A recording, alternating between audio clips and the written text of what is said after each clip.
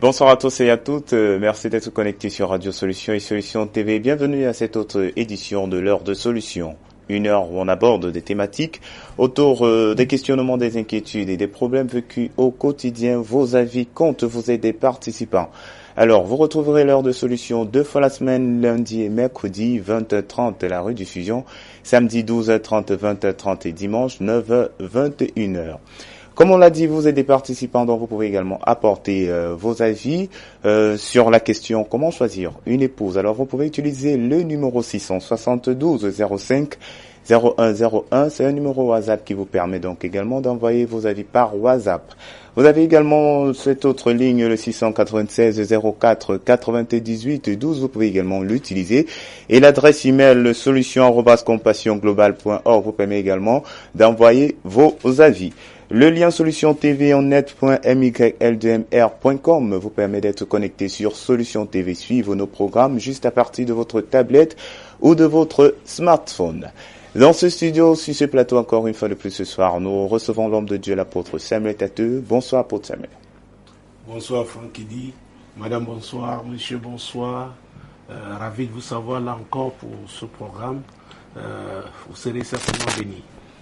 Très bien, voilà, nous continuons toujours avec le thème concernant le mariage et nous abordons déjà les derniers avis sur la question comment choisir une épouse. Pour cela, nous allons encore vous permettre de suivre d'autres avis des personnes que nous avons rencontrées. Suivons et nous reviendrons juste après.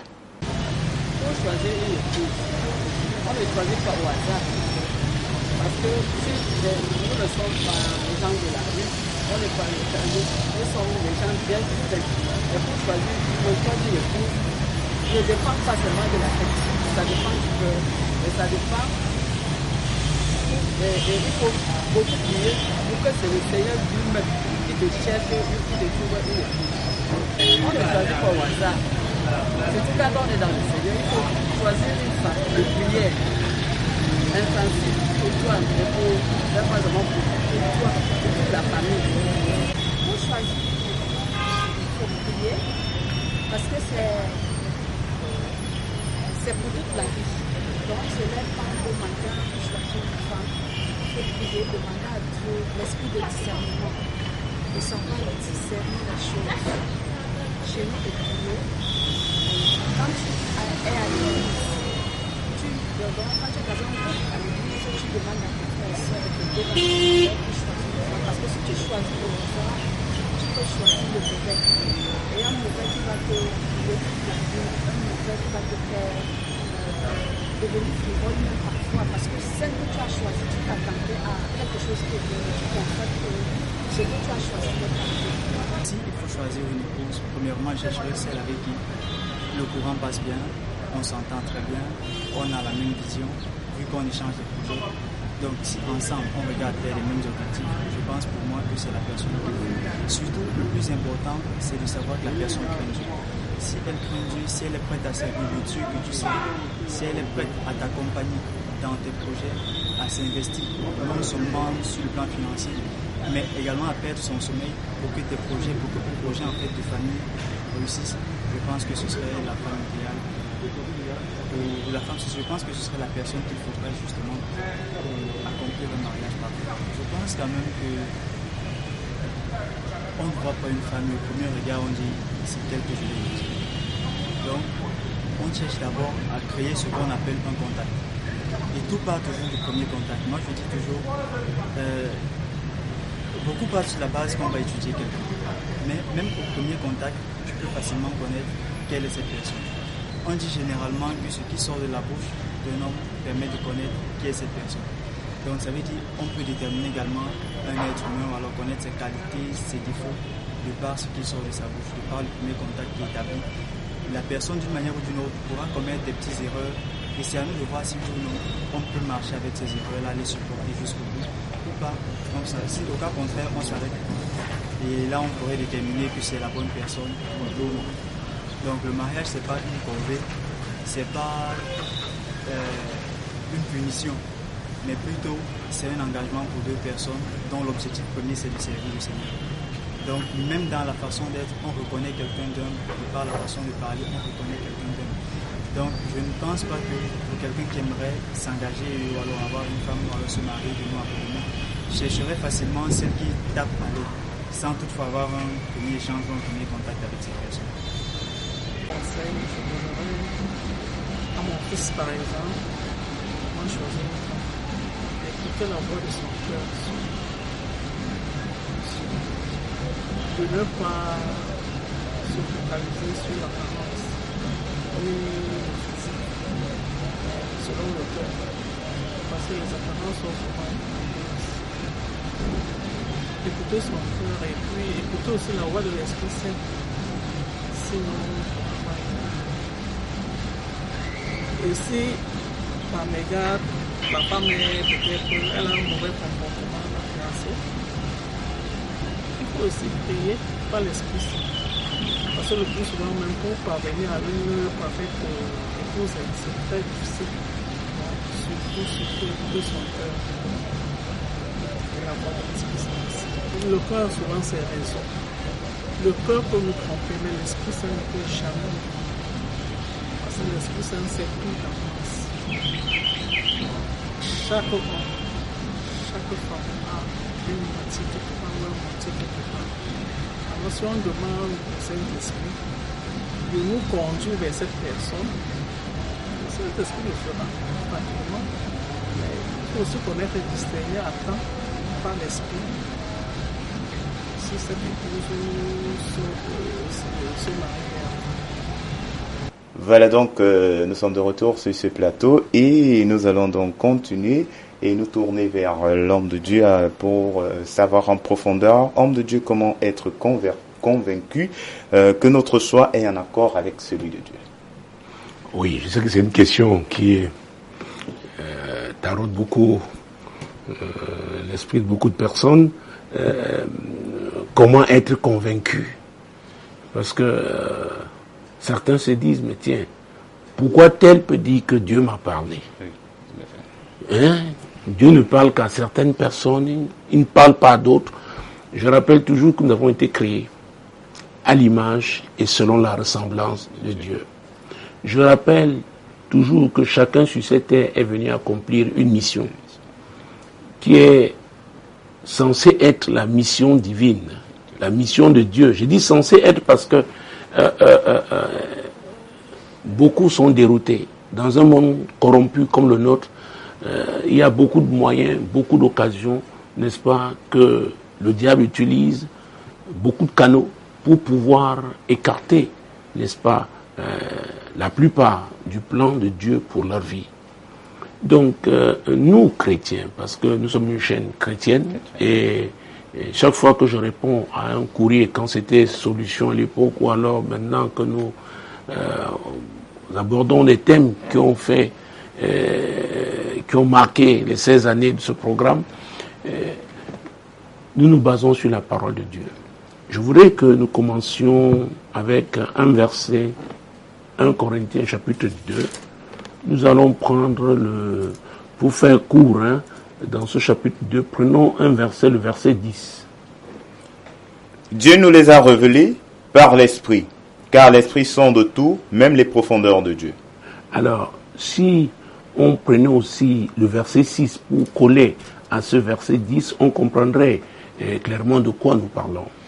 Cependant, c'est une sagesse que nous prêchons parmi les parfaits, sagesse qui n'est pas de ce siècle ni des chefs de ce siècle qui vont être anéantis. Alors, c'est l'apôtre Paul qui s'adresse aux chrétiens. Il s'adresse aux gens qui ont compris, qui ont censé avoir compris.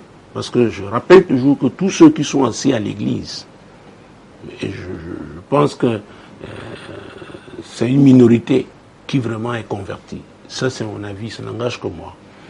Donc, il s'adresse là aux chrétiens, les gens qui viennent suivre des sermons à l'église, les gens qui professent partout, qui sont chrétiens.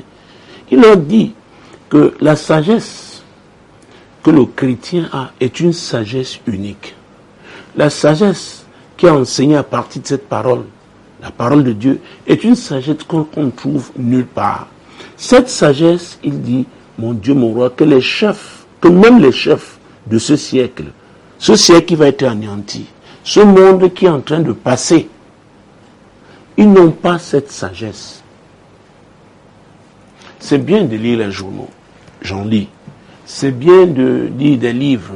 Il y a des livres vraiment des livres écrits par des personnes qui ont une certaine expérience. C'est bien de lire tous ces livres, de lire des témoignages. Mais mesdames et messieurs, la parole de Dieu est au-dessus de toute avis, n'est-ce pas, que de toute opinion, de toute expérience humaine. C'est très important, parce que quand on ne comprend pas ça, on risque de lire la Bible comme si on lisait un roman. Et après on passe à autre chose. Mais si on lit la parole de Dieu en s'attendant à être nourri, c'est la nourriture spirituelle, en s'attendant à recevoir la direction divine, à recevoir la force qui vient de Dieu. N'oublions pas ce que l'Éternel avait dit à Josué. Josué, nul ne tiendra devant toi. Mais n'oublie pas une chose, c'est dans Josué chapitre 1, verset 5, et là je citerai maintenant le verset 8. Médite ce livre, la loi, jour et nuit. C'est alors que tu auras du succès. Donc, quand on a ce désir, qui n'est pas un mauvais désir, vouloir se marier, n'est-ce pas? Oui, tout à fait. Il faut recourir donc à la personne qui vous a créé. Il faut recourir à Dieu. Lui qui vous a créé pour un but, alors ce Dieu-là, il connaît la femme qu'il a préparée pour vous, qui va donc, avec laquelle, n'est-ce pas, cet homme, ce jeune homme, va pouvoir accomplir sa destinée. J'ai dit cet homme, j'ai dit ce jeune homme. Donc pour dire que quand je parle du mariage, il y a des jeunes hommes qui entrent véritablement à une autre phase de leur vie en se mariant, mais il y a aussi des gens qui, soit parce qu'ils ont été en retard, soit à cause de certains défis dans la vie, ou alors peut-être sont en train de recommencer. Quelle que soit la catégorie, la source du succès se trouve dans le mariage. Et n'oubliez pas que Jésus avait dit, celui qui persévérera jusqu'à la fin. Que les gens comprennent clairement que il y a des défis attachés au mariage. Il y a des problèmes. Ah oui, attachés au mariage. Donc ceux qui croient qu'en se mariant, vraiment ce sera un ange que Dieu leur aura donné. Non, il y aura des défis spécifiques. C'est pourquoi j'ai parlé de préparation. J'ai parlé de préparation. Et puisqu'on parle de femmes, parce que en amont, dans d'autres émissions, j'avais dit que même les hommes devront être préparés. Ah oui, parce que pendant longtemps, on croyait qu'il s'agissait seulement des femmes. Alors, le Saint-Esprit, c'est lui qui nous révèle les choses cachées. La Bible dit, celui qui trouve une femme a trouvé le bonheur. Et c'est une grâce qu'il obtient de l'Éternel. Donc la grâce là est disponible. Il faut donc comprendre qui est le Saint-Esprit. Qui est l'Esprit de Dieu. Parce qu'il est un des membres de la Trinité. Qui est-il? Nous connaissons ce passage de Jean 16. Peut-être nous aurons l'occasion de revenir dessus. Mais Dieu nous les a révélés. Donc cette sagesse, le Saint-Esprit est l'esprit de sagesse. Donc s'il faut trouver une femme, oh mon Dieu, mon roi. Parce que si je ne le dis pas, je crains qu'on finisse cette série sans parler suffisamment du Saint-Esprit. Il est au centre. Pas seulement la réussite dans le domaine du mariage. Nous parlons du mariage parce que ça c'est la base. N'est-ce pas? La famille, c'est très important. C'est le mariage, la première institution que Dieu a créée. Et c'est par ce mariage entre un homme et une femme qu'une famille, n'est-ce pas, commence. Donc, il faut recourir. Donc, relisons ce verset 10. Puisque nous parlons de sagesse. Tout à fait. Dieu nous les a révélés par l'Esprit, car l'Esprit sonde tout, même les profondeurs de Dieu. Ah ah. La question était de savoir comment être convaincu. Oui. La conviction vient du Saint-Esprit. Et c'est très important. Et c'est toujours l'apôtre Paul qui disait que notre corps est le temple du Saint-Esprit. La maison du Saint-Esprit. La maison de Dieu. Alors, et j'avais dit que c'est le Saint-Esprit, me basant sur la parole de Dieu. Tu lis Jean 16, c'est lui qui convainc. de péché, de justice, de jugement. Donc même pour devenir chrétien, c'est la conviction du Saint-Esprit. C'est pourquoi beaucoup se sont engagés émotionnellement et n'ont pas pu tenir. Parce que même pour persévérer, la force viendra du Saint-Esprit. Donc si on ne donne pas la place au Saint-Esprit, la place qu'il doit avoir dans sa vie, on ne pourra pas réussir. On ne pourra pas réussir. C'est très, très important. Comment être convaincu? Donc on a fait un bon choix. C'est le Saint-Esprit qui convainc. C'est lui qui convainc. Alors quand on comprend que sans lui on ne peut pas réussir, et qu'on l'accepte en tant que le conducteur, alors la conviction là viendra de l'Esprit de Dieu. C'est lui qui vous convaincra. Parce que si vous n'êtes pas convaincu, face à certains problèmes, face à certains défis, vous allez jeter l'éponge. Vous allez dire, non, je ne crois pas. Oh non, cette femme, elle est comme ça, elle ne savait pas. Oh non, l'Esprit de Dieu vous dira, tiens bon, sois fortifié. Je suis là pour te fortifier. Cette épreuve te permettra de grandir. Cette épreuve te permettra d'atteindre un autre niveau. C'est un tournant décisif pour ta vie. C'est pourquoi peut-être le diable attaque ton mariage. Et le Saint-Esprit te dit, oh, la réaction de ta femme là, à vrai dire, c'est une réaction parce que tu as posé un acte qui a occasionné cette réaction. Alors, ne la blâme pas, c'est toi le vrai problème. Voilà comment le Saint-Esprit peut agir. Quand on lui donne toute sa place. Donc, beaucoup n'ont pas pu donner cette place au Saint-Esprit parce qu'ils n'ont pas été enseignés sur qui est le Saint-Esprit. On ne peut pas réussir sans le Saint-Esprit.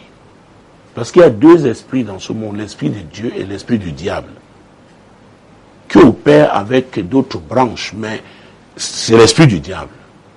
Oui, parce qu'il y a une hiérarchie là-bas. Donc, nous avons un choix à faire. Donc, si on a choisi de suivre Jésus, on doit, c'est incontournable, c'est indispensable, marcher par l'esprit. Lui qui sonde tout. Oh mon Dieu, mon roi. C'est très important, car la Bible dit que l'esprit sonde même les profondeurs de Dieu. Alors, lui qui est le révélateur, il va vous révéler ce que Dieu pense. Mais seulement, je m'empresse de dire qu'il y a des niveaux dans la vie. Si vous brûlez les étapes, vous n'avez pas marché assidûment avec le Saint-Esprit. Vous lui avez désobéi 1, 2, 3 fois. Vous vous retrouvez à un niveau. Maintenant, vous voulez qu'il vous parle à ce niveau. C'est pourquoi, quelque part dans cette émission, dans cette série, nous avons parlé de l'humilité. L'humilité qui est un abaissement volontaire. Il faudra être humble pour descendre, retrouver le Saint-Esprit là où on l'a abandonné. Ah oui! Parce que surtout nous, les hommes, nous croyons que c'est une affaire de force. Et la question là est une question forte. Après toutes ces éditions-là, comment maintenant être convaincu? Parce que les hommes, c'est ça, ils veulent marcher selon leur sens. Mais j'insiste sur un mot, le mot relation. La relation avec le Saint-Esprit. Parce que c'est une relation, se marier avec une femme, on va entretenir une relation. Alors quelqu'un qui n'a pas appris à avoir une bonne relation avec le Saint-Esprit, lui qui est l'esprit d'amour, parce que Romains chapitre 5, verset 5 déclare que c'est lui qui répand l'amour de Dieu dans nos cœurs. Et au départ, j'ai dit que la base c'est l'amour. Si vous n'aimez pas Dieu, comment vous allez aimer sa créature? C'est lui qui a créé la femme là. L'amour c'est la base. L'amour de Dieu. Et c'est la Bible qui dit que l'amour couvre une multitude de péchés. Alors les gens lisent ce passage au premier degré. Moi je vais dire une multitude de faiblesses. Parce que la femme que vous aurez admirée à ces moments vraiment de tonus où tout va bien, elle se retrouvera aussi à un moment à des moments de faiblesse. Exactement comme vous aussi l'homme.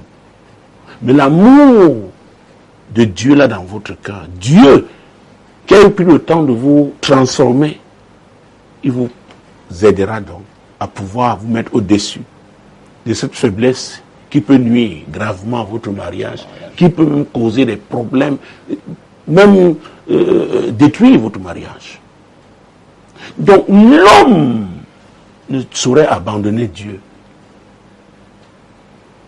Et c'est pourquoi pour certains, même quand Dieu leur donne une femme, ils se disent bye bye, c'est fini.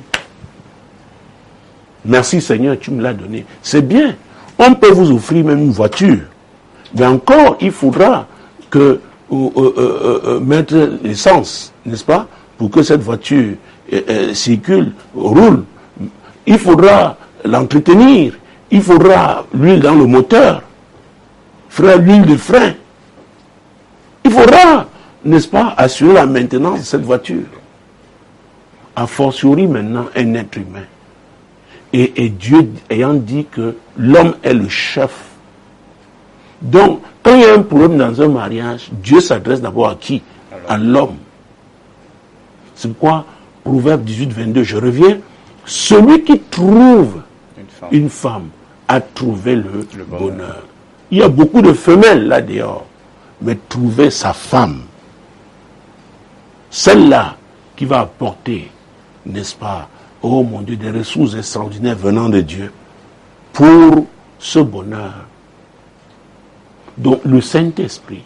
Et dans l'évangile de Luc, Luc chapitre 11, commençons avec le verset 1.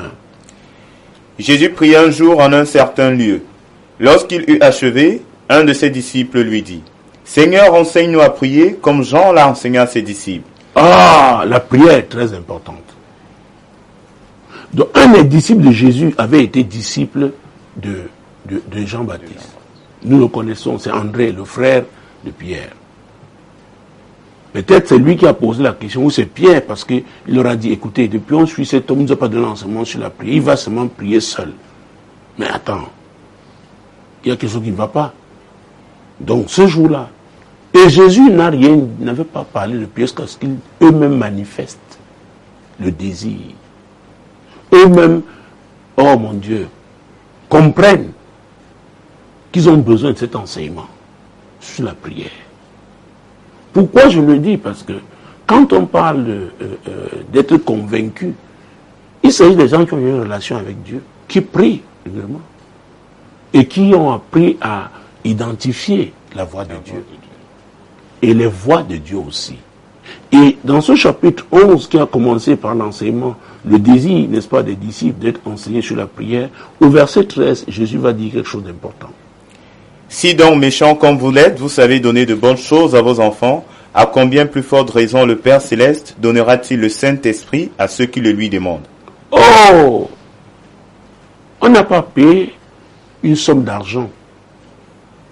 Et vous savez, quand l'Église est née, après la persécution, la mort du premier martyr, n'est-ce pas, l'Église, Étienne, à cause de la persécution, donc, Philippe s'est retrouvé en Samarie.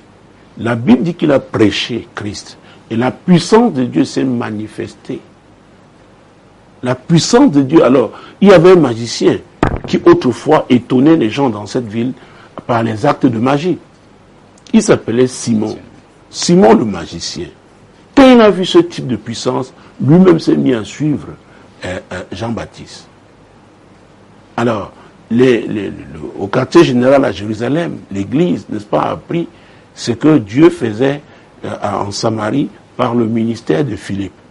C'est ainsi, donc, les apôtres ont décidé d'envoyer Pierre et Jean, n'est-ce pas, pour soutenir cette œuvre. Alors, quand ils arrivent, Simon, je ne sais pas s'il faut l'appeler l'ex-magicien, parce que je ne suis pas sûr qu'il s'était séparé de ses livres de magie, que son hôtel de magie avait été déjà détruit. Quand il a vu comment Pierre, en imposant les mains aux gens, ils recevaient, ils étaient baptisés du Saint-Esprit, avec l'évidence du parler en langue, il a offert, oh mon Dieu, il a proposé de donner l'argent, d'acheter ce don, de payer pour ça. Parce que beaucoup croient que comme dans ce monde, avec l'argent, et dans certains endroits de ce monde, on peut tout avoir avec l'argent. Mais malheureusement, on ne peut pas prolonger la vie d'un être humain. On peut lui donner le souffle de vie avec l'argent. Parce que Dieu est souverain. Parce que quand Dieu dit stop, les médecins vont utiliser tout ce qu'ils ont comme équipement, comme intelligence et savoir-faire. Le souverain a dit stop. Il s'appelle l'Éternel. Donc, voilà. Pourquoi on ne parle pas assez du Saint-Esprit à l'Église aujourd'hui? Et même la branche qui parle beaucoup du Saint-Esprit, on ne parle qu'en termes de puissance, en termes de dons, mais on n'en parle pas de lui en tant que l'Esprit de vérité. Parce que si on le connaît comme l'Esprit de vérité, on marchera dans la vérité. Et si l'Église marchait dans la vérité, il n'y aurait pas tous les problèmes que le monde connaît aujourd'hui. Donc, je parle du chef de l'Église. Il a dit, je bâtirai mon Église et les portes du séjour des morts ne prévaudront point contre elle. Donc, il y a un combat permanent entre le royaume de Dieu et le royaume de Satan sur cette terre. Et il y a donc un stade que le diable dans lequel aime opérer, c'est celui du mariage. Quand les gens sont mariés, il va les attaquer. Quand les gens ne sont pas encore mariés, il s'opposera à leur mariage. Ou alors, il va les détourner de leur vraie femme. Oui, le Saint-Esprit, il connaît les gens, il connaît chacun. Il sonde tout, même les profondeurs de Dieu. Il faut lui faire confiance. Et nous venons de lire ce que Jésus a dit. Dieu veut que chacun réussisse. Et le Saint-Esprit est là pour nous conduire. Donc, on n'a pas besoin de payer pour ça. Il faut sincèrement demander. C'est clair et c'est net. Et nous verrons comment le Saint-Esprit, peut-être dans deux exemples, restons dans l'évangile de Luc. Luc chapitre 2, l'évangile de Luc 2, versets 25 et 26. Il faut commencer. Et voici, il y avait à Jérusalem un homme appelé Siméon. Cet homme était juste et pieux, il attendait la consolation d'Israël et l'Esprit Saint était sur lui. Et l'Esprit Saint était sur lui. C'est très important. Oui. Il avait été divinement averti par le Saint-Esprit qu'il ne mourrait point avant d'avoir vu le Christ du Seigneur. Donc le Saint-Esprit, il parle. Il donne des avertissements. Il annonce des événements, des choses à venir. C'est très important de le savoir. Vous ne pouvez pas réussir votre vie chrétienne. Pas seulement la vie des chrétiens, mais votre vie, parce que ça dépend, n'est-ce pas, du secteur professionnel dans lequel vous vous trouvez. Oui. C'est pourquoi, par exemple, si vous êtes un médecin, vous êtes rempli du Saint-Esprit. Vous recherchez toujours être rempli. Le Saint-Esprit est sur vous. Vous ferez la différence. Il n'y a pas longtemps, j'ai reçu ici, à mon bureau, un de mes compatriotes qui est un gynécologue hors pair, n'est-ce pas, dans un grand pays européen, notamment en Allemagne. Et il est spécialisé non seulement en gynécologie, mais aussi en oncologie.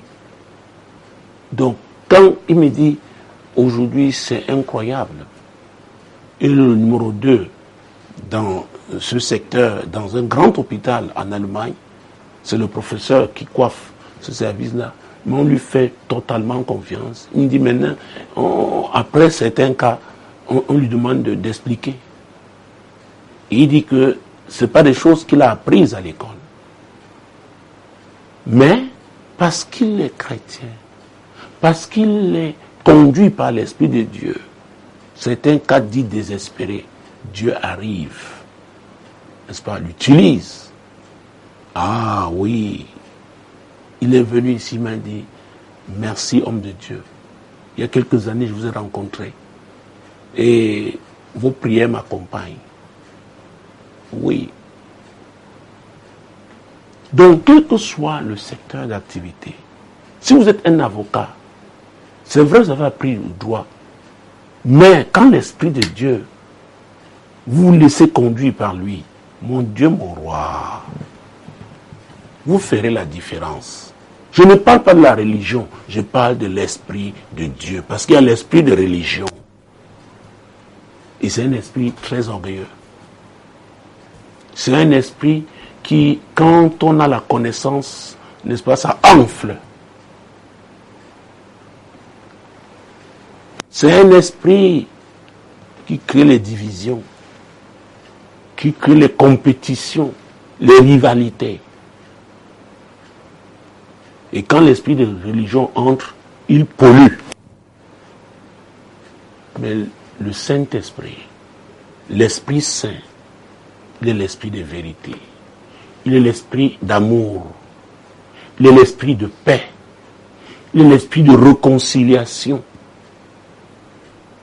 C'est très important.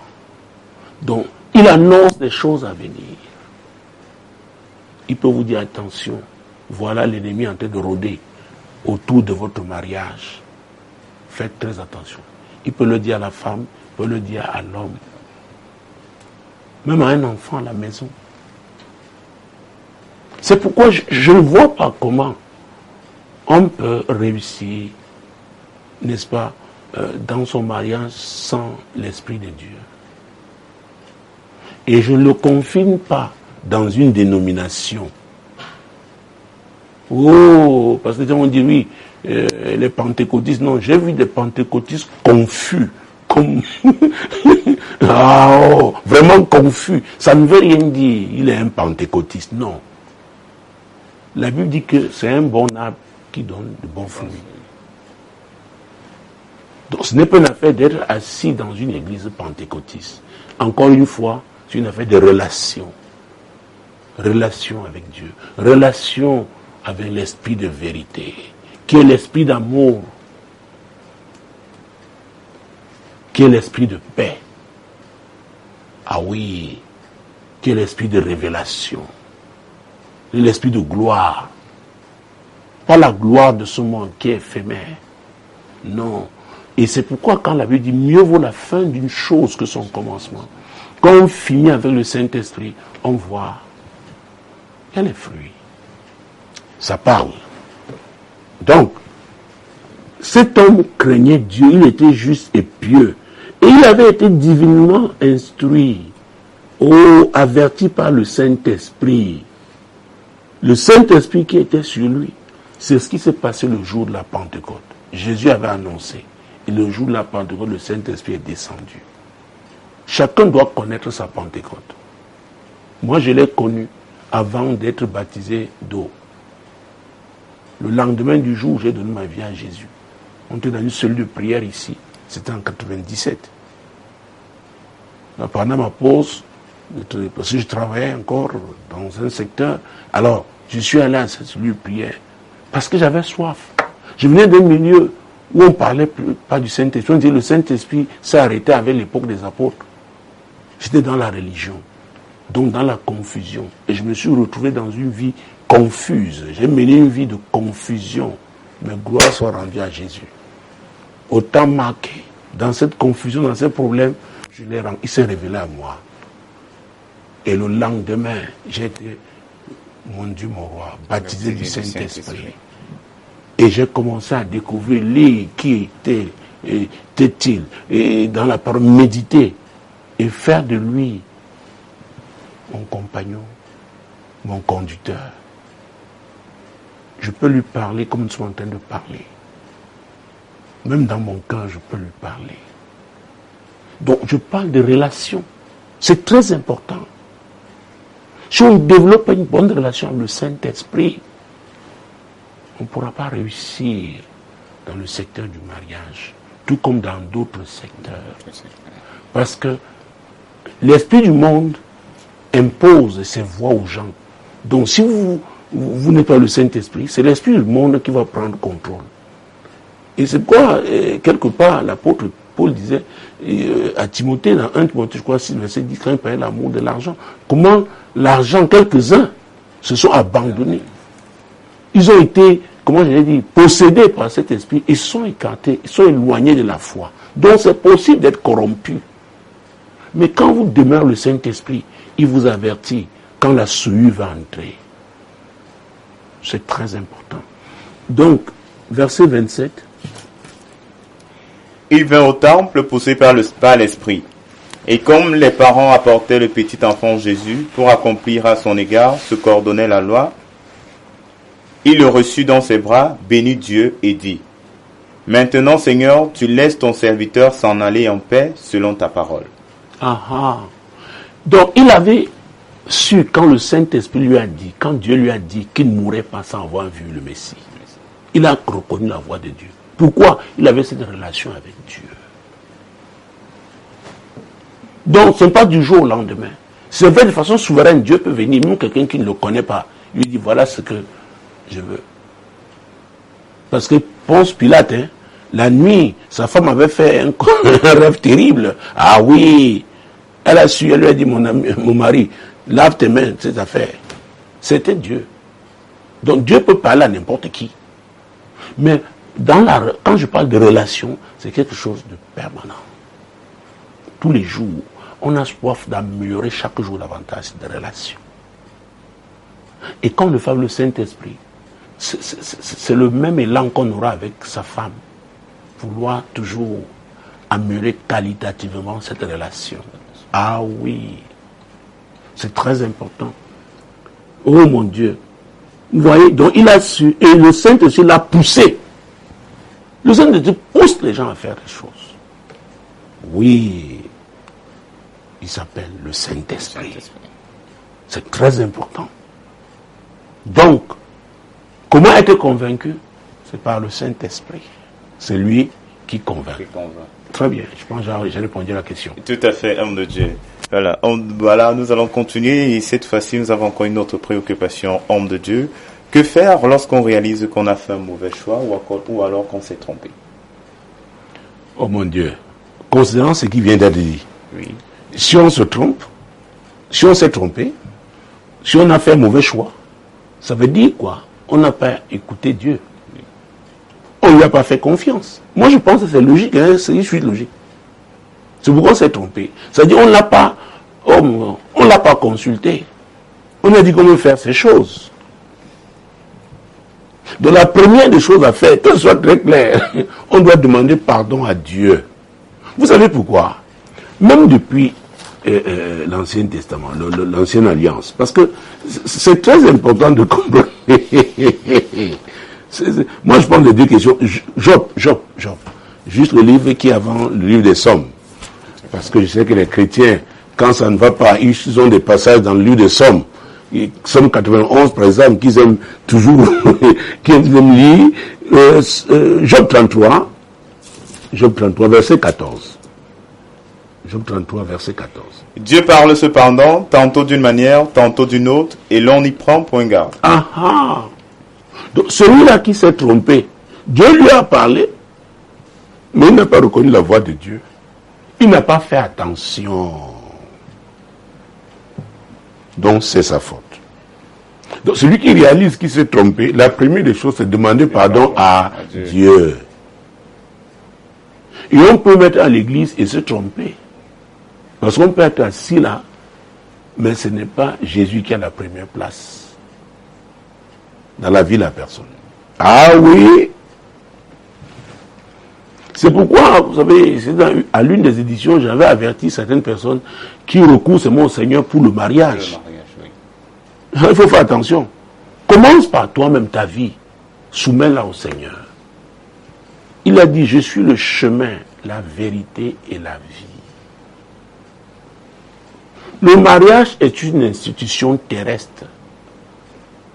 Parce que la Bible le dit, hein, quand, dans un des passages, n'est-ce pas, que à la résurrection, nous serons comme des anges.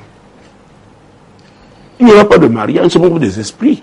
Nous serons des esprits. Donc, l'homme est d'abord esprit, hein. C'est pourquoi quand il meurt, c'est la coxie qui retourne là où elle a été tirée. Donc, quelqu'un qui s'est trompé a mis Dieu en dehors de son affaire. Il doit donc demander pardon à Dieu. Il n'a pas compris qu'il est un missionnaire sur cette terre. Donc il se retourne vers Dieu pour lui demander pardon. Et Donc oui, il faut lui demander pardon. Et la deuxième chose à faire, c'est lui soumettre alors sa vie. Il dit, Seigneur, je veux connaître un nouveau départ avec toi. Si c'est même au travers de ce mariage, cet échec que je te rencontre, alors gloire à Dieu. Oui. Maintenant, moi et toi, nous deux d'abord, tu es ma priorité. Tu es le numéro 1, je fais de toi le numéro 1 dans ma vie. Et en ce moment-là, alors, on se laisse transformer par Dieu, par sa parole. On a recours à sa parole, on la médite. Et cette parole-là commence à nous transformer. Et les gens qui nous ont connus avant commencent à avoir des fruits. Et oui, c'est clair, c'est net. Parce que les gens viennent souvent me voir pour les prières, mais ils croient que c'est comme un acte de magie, c'est-à-dire que c'est passe-passe. Non! J'insiste sur la relation. Et je crois que beaucoup sont déçus. Mais le peu qui accepte finit par réaliser que c'est la voie. Ben, c'est une voie aussi de patience. Oui. Tout à fait. Ce n'est pas le jour où on plante le café qui doit produire. Hein, pour nous, en Afrique, nous connaissons le café, le cacao, n'est-ce pas? Oui, tout à fait. Même avec toutes les... Maintenant, la science a évolué, mais jusque-là, ce n'est pas le jour où vous plantez que vous allez récolter. Même si c'est 10 000 hectares, vous ne deviendrez pas le champion de la moisson, de la récolte du cacao, du café, n'est-ce pas, le lendemain. Quelles que soient les techniques que vous aurez utilisées. Est-ce que j'ai répondu à la question? Très bien. Tout à fait, homme de Dieu. Nous continuons aussi. Dans ce cas, homme de Dieu, une fois qu'on s'est rendu compte qu'on s'est trompé, vous l'avez dit, on demande pardon, on recourt à Dieu et on lui demande un nouveau départ. Est-ce que le divorce dans ce cas est-il envisageable? Est-ce que le divorce dans ce cas-là est-il envisageable? Alors, très bien. Et j'aime les questions finalement parce qu'il y a un lien. J'ai dit, on se laisse transformer. Oui, donc, on est dans les difficultés. Peut-être on n'a pas encore divorcé. On est dans des problèmes. Oui. N'est-ce pas? Oui, bon, on laisse donc Dieu faire un travail dans sa propre vie. Parce que le problème qu'on croit, on peut croire que l'origine des difficultés vient de la femme, hein, ou alors de l'homme. Or, ça peut venir de soi-même. On peut avoir une part importante, n'est-ce pas, dans les problèmes, les difficultés, la crise qui est survenue. C'est pourquoi on doit d'abord recourir à Dieu par rapport à soi-même. Vous savez, Jésus, quand il rendait visite donc après la résurrection à ses disciples, il leur disait que ma paix, je vous laisse ma paix, que ma paix soit avec vous. Vous savez, quand vous n'avez pas la paix, vous êtes troublés. Et quand vous êtes troublé, il est possible même que vous perdiez aussi la lucidité de temps en temps. Et c'est pourquoi le diable vient comme un troubleur. C'est un troubleur. Il s'attaque à votre paix. Et il est tellement rusé qu'il peut vous pousser vous-même à faire des erreurs qui vous seront préjudiciables. Parfois, c'est parti d'une étincelle. C'est devenu un incendie. Donc, on peut circonscrire un incendie. Je ne suis pas sapeur-pompier, mais eux, ils ont leur technique, n'est-ce pas? Donc, quand on recourt dans Jésus, c'est comme on recourt à un sapeur-pompier, mais lui, il est Dieu. Et puisqu'il est à l'alpha et l'oméga, donc il sait tout. Il sait où ça a commencé. Donc, quand il commence à intervenir, il n'intervient pas forcément comme nous le voulons. Et c'est pourquoi je parle d'abandon. Qu'on doit s'abandonner à lui. On doit s'abandonner à lui. C'est très, très important de le comprendre. On doit s'abandonner à lui. Le laisser faire. Et parfois, pour les hommes charnels, on peut dire, mais tiens, tu es faible, tu es mou, comment, toi qui, tu avais dit, voilà ce que tu vas faire. Mais entre-temps, Jésus est intervenu. De Dieu, Jésus peut vous dire, attends, mon fils, attends, ma fille. Il faut attendre. La patience est un fruit de l'esprit. Il faut attendre. Parce que les choses qu'on fait toujours dans la précipitation, il faut faire très attention. Parce que, qu'est-ce que le diable avait dit, il va empêcher? C'est l'accomplissement de votre mission. Il s'attaque, c'est votre futur qui l'intéresse. Et il sait donc que la décision que vous allez prendre aujourd'hui va permettre, n'est-ce pas, que vous réussissiez ou que vous échouez. C'est pourquoi il vient et il met la pression. Donc on doit attendre. Parce qu'il s'agit du divorce. Oui. Je dois dire que ce mot n'est pas tabou. Il faut faire très attention parce que Jésus a prononcé ce mot, a parlé de ça. Et restons dans Matthieu, mais alors au chapitre 19, versets 3 à 8. Les pharisiens l'abordèrent et dirent pour l'éprouver, est-il permis à un homme de repudier sa femme pour un motif quelconque? Ah, pour un motif quelconque. Donc on ne divorce pas pour un motif quelconque.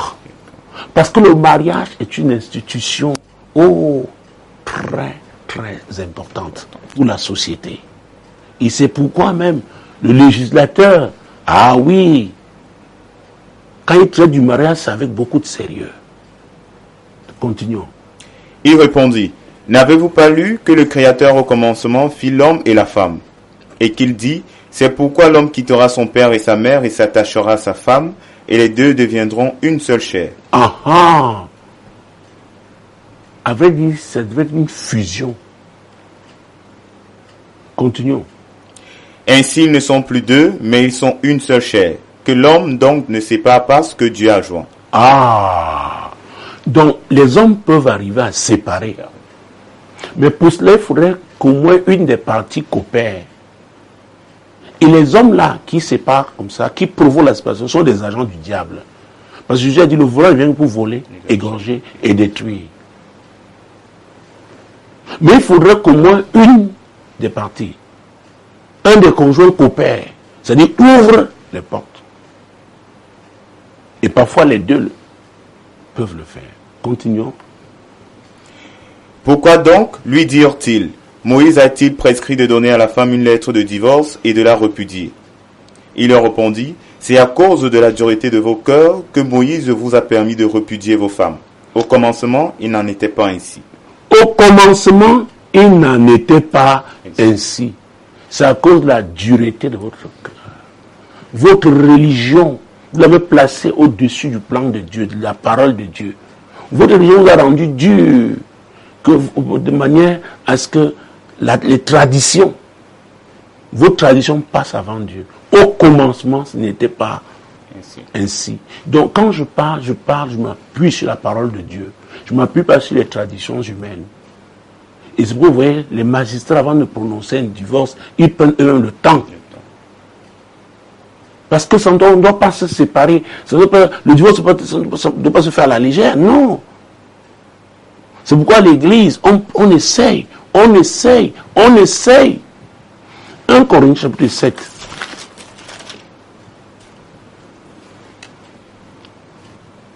Versets 10 et 11. À ceux qui sont mariés, j'ordonne, non pas moi, mais le Seigneur, que la femme ne se sépare point de son mari. Si elle est séparée, qu'elle demeure sans se marier ou qu'elle se réconcilie avec son mari, et que le mari ne repudie point sa femme. Ah ah. Voilà ce que l'apôtre Paul a dit. Ah oui. Nous sommes à quel verset là? Verset 11. Au verset 11. Donc, il ne faut pas. Si vous permettez donc, dans ce cas, homme de Dieu, est-ce qu'un divorcé peut se remarier? Dieu a dit que l'homme ne doit pas repudier sa femme. Le Seigneur a dit que ça ne devait pas se faire pour un motif quelconque. Ça veut dire que le divorce devrait intervenir quand tout a échoué, toutes les tentatives de réconciliation ont échoué. Vraiment. Et c'est pourquoi c'est avec tristesse qu'on a recours au divorce, parce qu'au moins l'une des parties ne veut plus vivre avec l'autre. Elle est déterminée à s'en aller. Et parfois, ça peut arriver que les deux mêmes. Mais quelque part, mon Dieu, mon roi, l'apôtre Paul disait, verset 12, allons-y. Aux autres, ce n'est pas le Seigneur, c'est moi qui dis. Si un frère a une femme non croyante et qu'elle consente à habiter avec lui, qu'il ne la repudie point. Oui. Et si une femme a un mari non croyant et qu'il consente à habiter avec elle, qu'elle ne repudie point son mari. Oui. 14. Car le mari non croyant est sanctifié par la femme et la femme non croyante est sanctifiée par le On peut arrêter à ce niveau. Alors, ici, Paul, en tant qu'apôtre, donnait son avis. Et c'est très important, parce que les apôtres parlent avec autorité. Je ne parle pas de ceux qui sont attribués le titre d'apôtre. Parce que quand on dit apôtre, on va voir l'autorité de Dieu qui accompagne ce ministère. C'est clair, c'est évident. Quand vous êtes un averti, quelqu'un qui connaît, qui a l'esprit de Dieu, qui a une certaine expérience dans le ministère, qui écoute de Dieu, quand un apôtre rend ministère, vous savez que voilà un apôtre. Vous savez voilà un prophète. Exactement, quand un évangéliste opère comme avec le ministère prophétique, ça se reconnaît. Donc, à un certain niveau, comme c'est le cas de l'apôtre Paul, comme c'est le cas des apôtres, des prophètes, on peut donner son avis. Et maintenant, je vais donner mon avis. Mon avis, je m'appuie sur celui de l'apôtre Paul.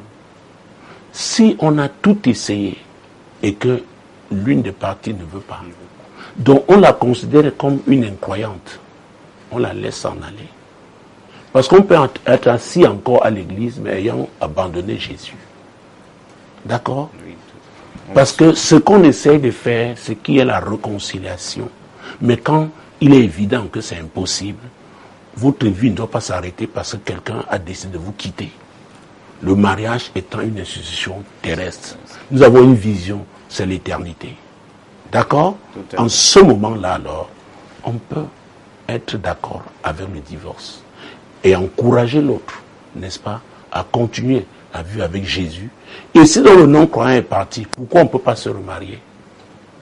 Et c'est là où Matthieu 11, 28, rapidement, doit intervenir. Venez à moi, vous tous qui êtes fatigués et chargés, et je vous donnerai du repos. Venez à moi, vous tous qui êtes fatigués et chargés, et je vous donnerai du repos. Votre cœur est brisé, vous sortez d'un divorce. C'est possible que votre cœur ait été brisé à l'occasion d'un divorce. Jésus dit, venez à moi. On vous a abandonné, on vous a rejeté, venez à moi. Je suis le consolateur. Parce que l'Esprit de Dieu est l'Esprit de consolation. Donc le Saint-Esprit, le consolateur, va faire un travail dans la vie de la personne. Et pourquoi pas? Nous avons vu que le Saint-Esprit parle. Le Saint-Esprit conduit. Il peut dire dans la personne que oui, il faut refaire ta vie avec quelqu'un d'autre. Et il donnera en ce moment quelqu'un qui l'aura préparé. Quelqu'un qui craint Dieu, qui marche par l'Esprit de vérité, qui comprendra que vous êtes la personne que Dieu a préparée pour elle. C'est très très important. Ah oui! Mais s'il fallait finir cette édition, ce serait avec un verset bien connu de cette émission, Matthieu 6, 33.